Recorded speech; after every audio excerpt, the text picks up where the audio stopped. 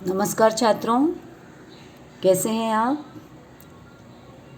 आइए आप सबका हिंदी सुलभ भारती की इस कक्षा में स्वागत है।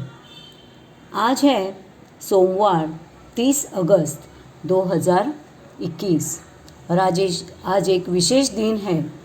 आज सावन महीने में जितने सारे त्यौहार आते हैं, शायद ही साल के किसी अन्य महीने में इतने त्यौहार आते हों।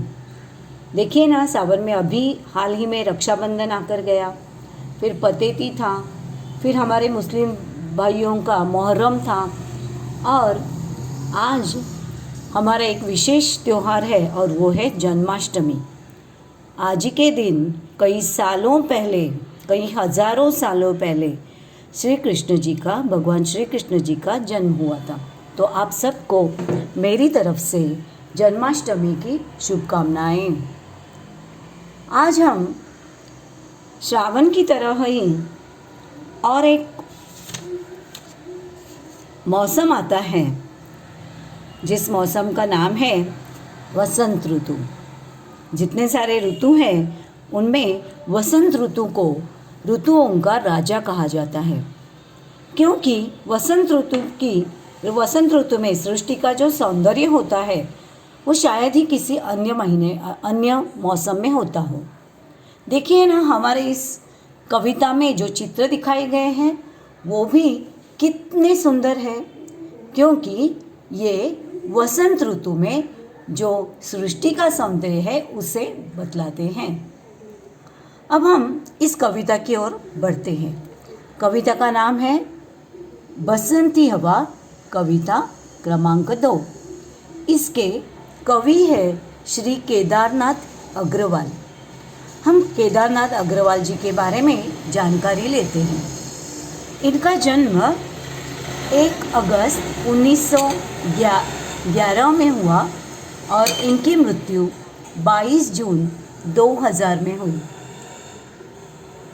केदारनाथ जी की अन्य कुछ रचनाएं हैं जिनके नाम है देश देश की कविताएं, अपूर्वा, आग का आईना, पंख और पतवार, पुष्पदीप आदि मतलब इत्यादि। और भी उनकी कुछ रचनाएं हैं। इनमें जगह की कमी के कारण कुछ ही रचनाओं के नाम दिए गए हैं। आपका परिचय है, आप छायावादी युग के प्रगतिशील कवि माने जाते हैं। प्रस्तुत कविता बसंती हवा में मस्ती भरे शब्दों द्वारा हवा की अटखेलियों का विवरण दिया है। हवा की अटखेलियाँ मतलब हवा के नखरे। हवा किस तरह नखरे करती हुई बहती है बसंत ऋतु में, उसका वर्णन यहाँ पर किया गया है। सबसे पहले स्वयं अध्ययन का भाग है पन्ना क्रमांक 4 पर है स्वयं अध्ययन। ये आपको करना है हमारे गृह कार्य के लिए। स्वयं अध्ययन में आपको यहाँ कुछ चित्र दिए गए हैं और कहा गया है कि नीचे दिए गए चित्रों की सहायता से प्राकृतिक सुंदरता दर्शाने वाला एक चित्र बनाकर उसमें रंग भरो। मैं इस हफ्ते के चित्रकला पाठ में इसी को आपका चित्र बनाने को कहूँगी। आपको क्या करना है, ये सारी चीज़ें एक ही चित्र में लानी है और एक चित्र बनाना है आपको। मतलब सृष्टि का सौंदर्य दिखाने वाला एक चित्र बनाना है, जिसमें आपको किसान दिखाने हैं, इस तरह का गैया दिखानी है, वृक्ष दिखाना है आमों से भरा, पहाड़ दिखाने हैं, चिड़िया दिखानी है और पहाड़ों से बहता हुआ झरना भी दिखाना है। इसके अलावा और जो कुछ आपको चाहिए वो भी आप उसमें दिखा सकते हैं। तो इस गुरुवार का हमारा चित्रकला तासिका में यही चित्र होगा कि इन चित्रों को मिलाकर आपको एक चित्र बनाना होगा। खैर, गुरुवार आने में अभी काफ़ी समय बाकी है। अब हम दूसरा भाग देते हैं। उन्होंने कहा है अपने चित्र के बारे में बोलो। आपको क्या करना है, हर चित्र के बारे में 1-2 वाक्य आपको बताने हैं। जैसे कि पहला चित्र जो है वो है किसान। अब किसान के बारे में आप क्या लिख सकते हैं? किसान परिश्रमी होते हैं, उनके परिश्रम से ही सबको अन्न मिलता है। ये है बैल। बैल खेती के काम आते हैं। आप 1-1 वाक्य भी लिखेंगे तो भी बहुत है। हर चित्र के बारे में आपको बताना है। वृक्ष। वृक्षों से हमें फल फूल मिलते हैं। वृक्षों से ऑक्सीजन मिलती है, वृक्षों से छाया मिलती है। वृक्ष हमारे लिए बहुत उपयोगी है। पहाड़। पहाड़ के बारे में आप क्या लिखेंगे? पहाड़। भारत में कई ऊंचे ऊंचे पहाड़ हैं। उत्तर में हिमालय भारत का पहरेदार है। महाराष्ट्र में सह्याद्री के कई पहाड़ हैं। फिर है चिड़िया। चिड़िया के बारे में क्या लिखेंगे? चिड़िया बहुत प्यारी लगती है। सुबह होते ही वह दाना चुगने जाती है और सुबह होते ही वह हमें जगाने के लिए आती है। शाम को वापस अपने घोंसले में लौट जाती है। आपको हर चित्र के बारे में 1-2 वाक्य ही लिखने हैं। हर चित्र का नाम लिखेंगे और उसके बाजू में डैश करके आपको 1-2 वाक्य लिखने हैं। अब है अंत में झरना। झरने के बारे में लिख सकते हैं आप। पहाड़ों से गिरते जल को झरना कहा जाता है। झरना बहुत ही आकर्षक होता है। पहाड़ों से कूदकर वह नीचे ज़मीन पर आता है और ज़मीन पर से वह नदी का रूप धारण करके बहता है।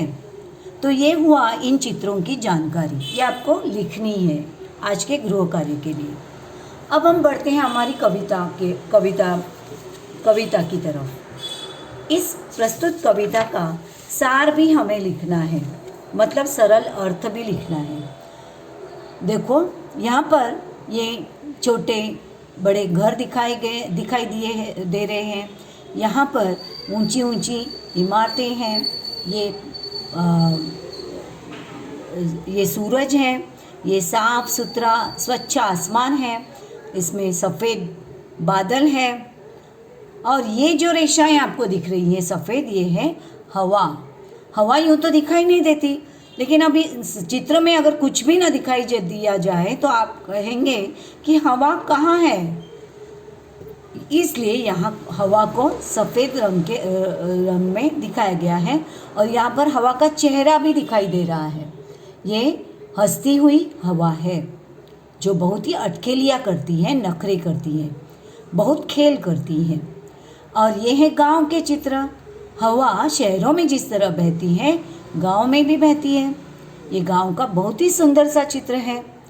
ये आम्र वृक्ष है और यहाँ हरा भरा यह गांव है। गांव के बाजू से एक नदी बहती है सुंदर सी। नदी के दोनों तरफ हरियाली है। हरियाली के बीच में से रास्ता है। यहाँ एक कुआं भी है और गांव के छोटे छोटे घर जिनकी छतें खपरेल की बनी है। खपरेल मतलब हम मराठी में कौल कहते हैं, कौलांची घरं, कौलारू छप्र। तो खपरेल की छत है और ये सुंदर साफ सुथरा गांव है और इसमें से यह हवा बहती है। यहाँ भी हवा दिखाई दे रही है। यहाँ ये जो है ये सरसों की खेती है। सरसों के फूल हैं। सरसों के फूल पीले रंग के होते हैं और सरसों है ये, देखिए आप जानते हैं इसे, ये है सरसों। इसे सरसों कहते हैं। बिल्कुल सही।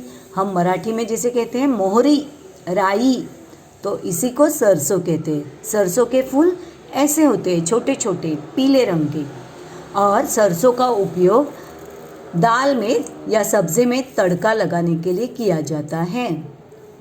और ये है अलसी। इसका जिक्र भी आएगा हमारी कविता में। देखिए दिखाई दे रहा है आपको अलसी कैसे होती है। ये है अलसी। देखिए जो सर्दी और कफ के लिए काफ़ी उपयोगी साबित होती है, जो औषधि भी होती है। और ये ये अलसी के बीज है। ये है अलसी, आलसी नहीं। आलसी गंदे होते हैं। यह है अलसी, जो बहुत ही उपयोगी है। ये इस तरह चमकीले दाने होते हैं, बीज होते हैं, और इन्हें भूनकर थोड़ा सा कढ़ाई में भूनकर इसे खाया जाता है। इसकी जो स्वाद है इसका बहुत ही अच्छा होता है। तो ये दोनों जो बातें हैं इसका जिक्र इस कविता में आएगा, इसलिए मैंने आपको इसे बताया है। ये है सरसों के बीज और ये है अलसी के बीज।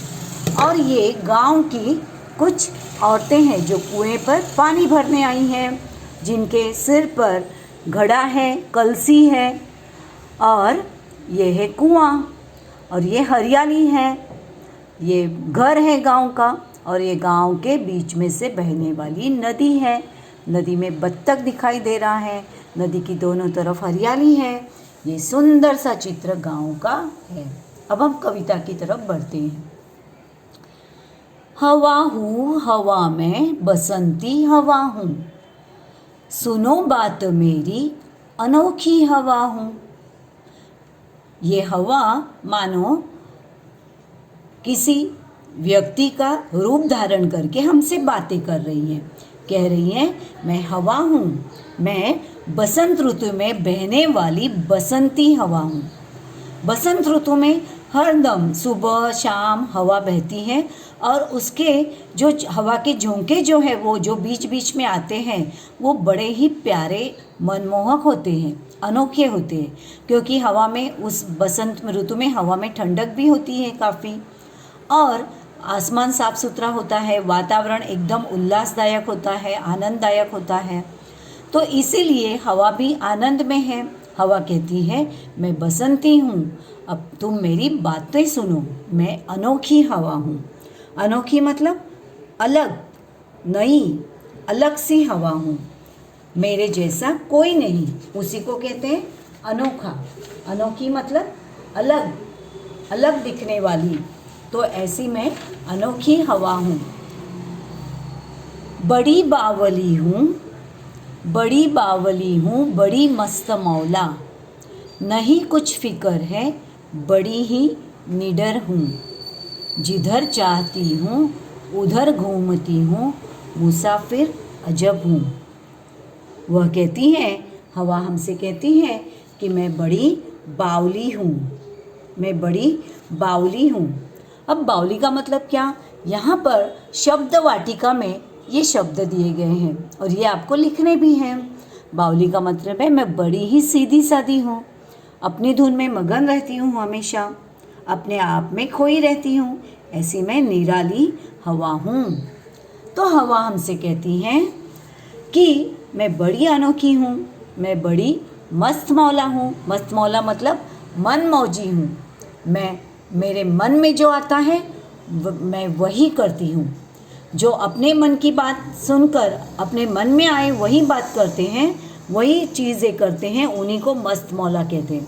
हवा कहती है मुझ पर किसी का नियंत्रण नहीं, मैं खुद मस्त मौला हूँ, मैं बड़ी बावली हूँ, मैं एकदम सीधी सादी हूँ, और इसलिए मैं इतनी अपने आप में मगन होती हूँ, अपनी धुन में ही खोई हुई होती हूँ कि मैं अपने मन में मैं जहाँ चाहूँ वहाँ बहती हूँ। मेरे मन में जो आता है मैं वही करती हूँ। ऐसी मैं बड़ी मस्त मौला, बड़ी मन मौजी हूँ। मुझे किसी बात की कोई फ़िक्र नहीं है, मुझे किसी प्रकार की कोई चिंता नहीं है। फ़िक्र मतलब चिंता, मुझे किसी प्रकार की कोई चिंता नहीं, और मैं बड़ी निडर हूँ। निडर के विरुद्ध शब्द होता है डरपोक। जो बहुत डरता है उसे हम डरपोक कहते हैं, और जो बिल्कुल नहीं डरता, बहादुर होता है, उसे हम कहते हैं निडर। मैं बड़ी ही निडर हूँ, मैं किसी से डरती नहीं। ऐसी मैं एक अनोखी हवा हूँ। मैं जिधर चाहती हूँ उधर घूमती हूँ, जहाँ चाहूँ वहाँ जाती हूँ। मैं अजब मुसाफिर हूँ। मुसाफिर मतलब यात्री। मैं एक अजब, अद्भुत ऐसी मुसाफिर हूँ, क्योंकि मैं ऐसे मुसाफिर हूँ जो मैं मस्त मौला हूँ, मन मौजी हूँ, निडर हूँ, बेफिक्र हूँ, बावली हूँ, और मैं अजब मुसाफिर हूँ। मैं जहाँ चाहूँ वहाँ जाती हूँ। अब आगे देखेंगे। चढ़ी पेड़ महुआ थपाथप मचाया, गिरी धम से फिर चढ़ी आम ऊपर, उसे भी झकोरा किया कान में कू, उतर कर भागी मैं हरे खेत पहुँची, वहाँ गेहूँओं में लहर खूब मारी, हवा हूँ हवा में बसंती हवा हूँ।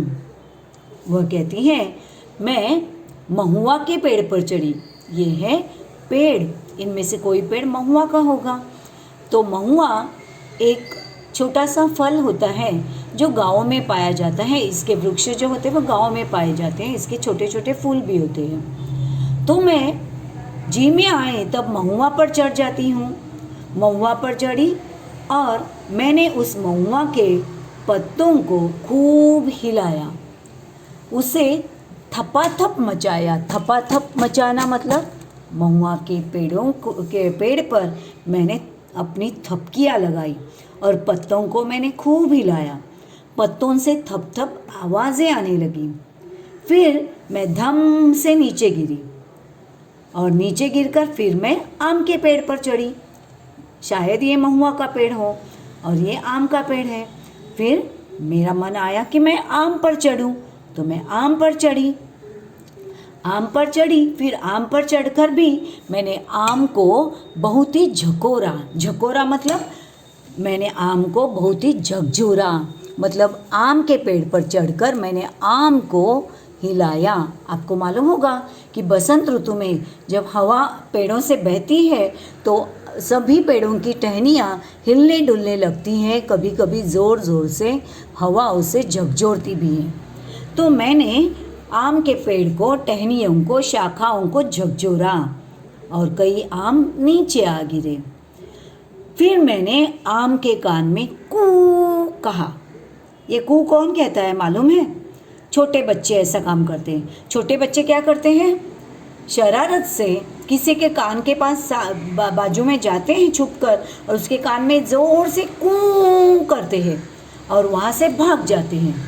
हवा भी बिल्कुल छोटे बच्चे जैसी हरकतें कर रही है। वो आम के कान में कू करती है और वहाँ से भाग गई।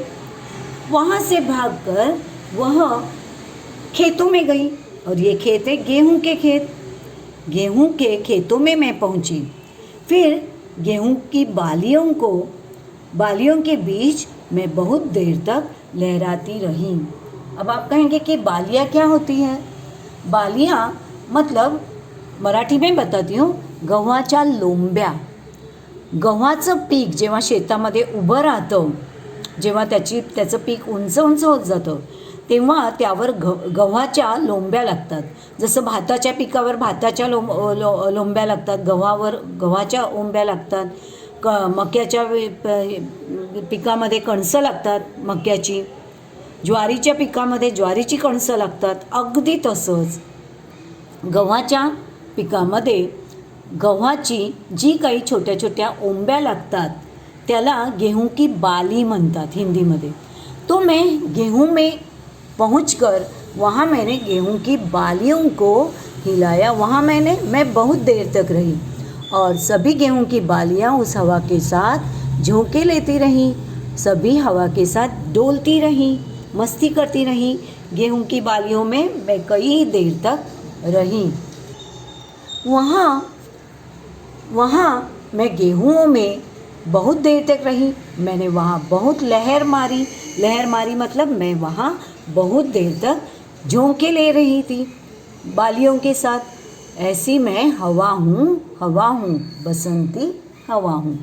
अब हम आगे देखते हैं। पहर दो पहर क्या अनेकों पहर तक इसी में रही मैं, खड़ी देख अलसी लिए शीश कलसी, मुझे खूब सूझी हिलाया झुलाया गिरी पर न कलसी, इसी हार को पा हिलाई न सरसों, झुलाई न सरसों, हवा हूँ हवा में बसंती हवा हूँ। अब यहाँ क्या कहती है हवा? फिर मैंने देखा पास ही अलसी के पौधे खड़े हैं, ये अलसी के पौधे हैं, ये सरसों के पौधे हैं। तो मैं पास ही अलसी के पौधे जो मैंने खड़े देखे, मैं वहाँ गई। तो मैंने क्या किया, दोपहर मतलब दोपहर, दिन के जो पहर होते हैं उसमें जो दूसरा पहर होता है, प्रहर असतात दिवसातले, त्याला हिंदीमध्ये पहर म्हणतात। दोपहर क्या अनेकों पहर तक मैं गेहूं के खेत में ही रही। और उसके बाद गेहूं के खेत से निकलकर मेरी नज़र पड़ी अलसी के खेत पर। तो मैंने वहाँ अलसी को खेतों में खड़े देखा। अलसी को खेत में खड़े देखा, उसकी अलसी की जो फुनगियाँ थी, उनकी फुनगियों पर गोल गोल फल लगे हैं जो कलसी जैसे लग रहे हैं। तो मैंने तभी वहाँ पानी भरकर सिर पर रखकर कलसी लेके जाती हुई कुछ स्त्रियाँ देखी। तो मुझे उन कलसियों को देखकर कुछ अलग सी मस्ती सूझी। मैंने क्या किया, मैं उन स्त्रियों के पास गई और उनकी कलसी के इर्द गिर्द गोल गोल घूमने लगी। मैंने कलसी को हिलाया झुलाया, बहुत प्रयास किया, लेकिन स्त्री के सिर से कलसी न गिरी। मैंने सरसों के खेतों से कलसी लिए हुए स्त्री को देखा। फिर मैं कलसी के इर्द गिर्द घूमती रही। मैंने कलसी को हिलाया झुलाया, कई बार उसे गिराने की कोशिश की, पर मेरी मस्ती से भी उसके सिर से कलसी न गिरी। तब मुझे पता चला कि मैं हार गई हूँ। तो मैं इस कलसी से, इस स्त्री से अपने हार को स्वीकार करके फिर मैं वहाँ से निकल गई। इसी हार को पा हिलाई न सरसों। मैं यहाँ से हार कर सरसों के खेतों में आई। वहाँ मैंने सरसों के फूल देखे। सरसों मतलब अभी मैंने आपको दिखाया था ना वो, और ये अलसी, ये है अलसी के खेत, ये है सरसों के खेत। अलसी के खेत से निकलकर मैं कलसी गिराने के लिए गई, लेकिन कलसी को गिरा न पाई। तो मैं अपनी हार स्वीकार कर चुकी और अपनी हार को स्वीकार करके, अपनी पराजय को स्वीकार करके मैं सरसों के खेतों में आई। फिर मैं हारी थी, इसलिए फिर मैंने सरसों को बिल्कुल हिलाया नहीं, झुलाया नहीं, क्योंकि मैं हार चुकी थी। और अपनी हार को स्वीकार करके मैं सिर्फ इन फूलों के साथ थोड़ी देर तक खेलती रही। मैंने हिलाई न सरसों झुलाई न सरसों, मैंने इन सरसों को बिल्कुल हिलाया झुलाया नहीं, और मैं चुपचाप वहाँ से निकल गई दूसरी जगह। तो ऐसी यह बसंती हवा है। अब आपको क्या करना है, मुझे आशा है कि आपको इस कविता का जो अर्थ है, सरल अर्थ, ये समझ में आया होगा, जो कि आपको लिखना है। आपका गृह कार्य होगा, शुरू यहाँ से होगा। आपको हर चित्र के बारे में 1-2 वाक्य लिखने हैं। उसके बाद आपको इस कविता को लिखना है। 2 हुए अभ्यास। फिर तीसरा अभ्यास है कि आपको इस कविता का सरल सहज अर्थ लिखना है। उसके बाद आपको चौथा जो भाग है वो मैंने समझा लिखना है कि आप इस कविता से क्या समझ गए। अब मैं आपको बताती हूँ कि हम क्या समझ गए। बसंती हवा कविता में बसंत ऋतु की हवा को मानव की तरह व्यवहार करते दिखाया गया है। यह हवा अनोखी है, बावली और मस्त मौला है। वह चारों तरफ घूमकर प्रकृति के सौंदर्य को निखार लेती है, सौंदर्य में निखार लाती है। ये हमने इस कविता से समझा है। ये लिखकर होने के बाद आपको शब्द वाटिका लिखनी है।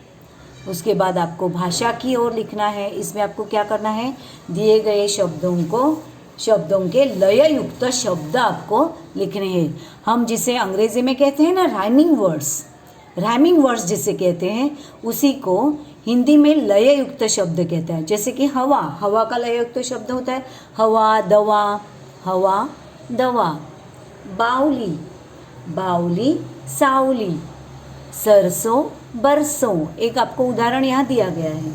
अलसी कलसी, महुआ गेहुआ। तो ये हुए उसके लययुक्त शब्द। आपको ऐसा चित्र बनाने की कोई ज़रूरत नहीं है, आपको सिर्फ प्रश्न लिखना है और प्रश्न के नीचे ये 1 2 3 4 5 ये 5 जोड़ियाँ लिखनी है लययुक्त शब्दों की। और उसके बाद आपको इसके बारे में लिखना है, ज़रा सोचो बताओ। आपको हर एक जगह पर इस तरह के नाम देने हैं। आपको यहाँ नाम देना है स्वयं अध्ययन, इन चित्रों का वर्णन लिखना है। फिर आपको नाम देना है कविता लेखन, आपको कविता लिखनी है। फिर आपको कविता का सरल अर्थ देना है, आपको कविता का सरल अर्थ लिखना है।